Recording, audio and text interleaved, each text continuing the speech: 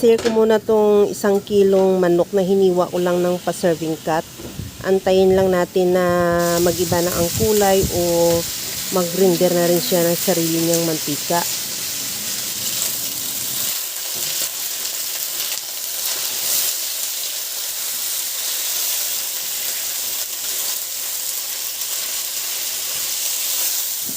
Okay na tong ating manok, naglabas na rin ng sarili niyang mantika. Itabi ko lang siya sa kawali at igisa ko na yung luya, bawang.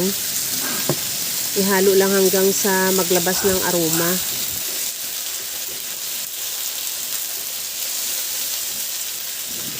Ilagay ko na rin yung sibuyas.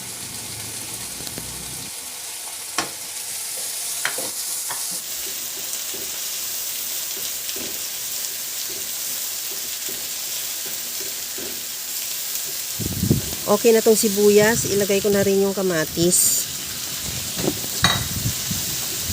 At ihalo hanggang sa maluto yung kamatis. Timplahan ko na ng asin at paminta.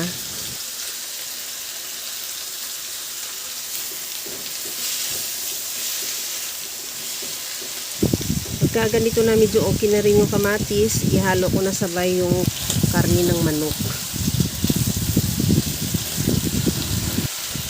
Sabay na rin natin sa pag-isa yung manok hanggang sa talagang totally na maluto yung kamatis, yung talagang lamog-lamog na siya. Pagka ganito na yung kamatis, okay na yan. Maglagay na ako ng oyster sauce.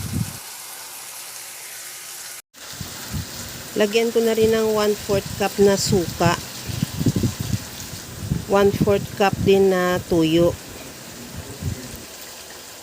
At 1/4 cup din na calamansi juice. Lagyan ko na rin ng asukal at maglagay din ako ng 1/2 cup na tubig.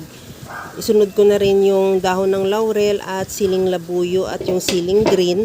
Takpan hanggang sa maluto yung manok o hanggang sa mag-reduce yung sauce niya.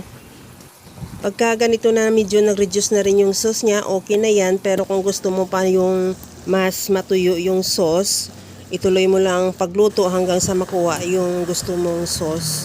At okay na yan, ready to serve na. Kaya mga kalasa, kung nagustuhan mo yung ating video, please like na lang at pakishare na rin sa inyong mga friends. At kung bago ka pa lang sa aking channel, subscribe na at i-click mo na rin ang bell button para sa mga notification. Okay na tong ating chicken adobo, luto na. Hanggang sa muli mga kalasa, thank you for watching. Bye-bye!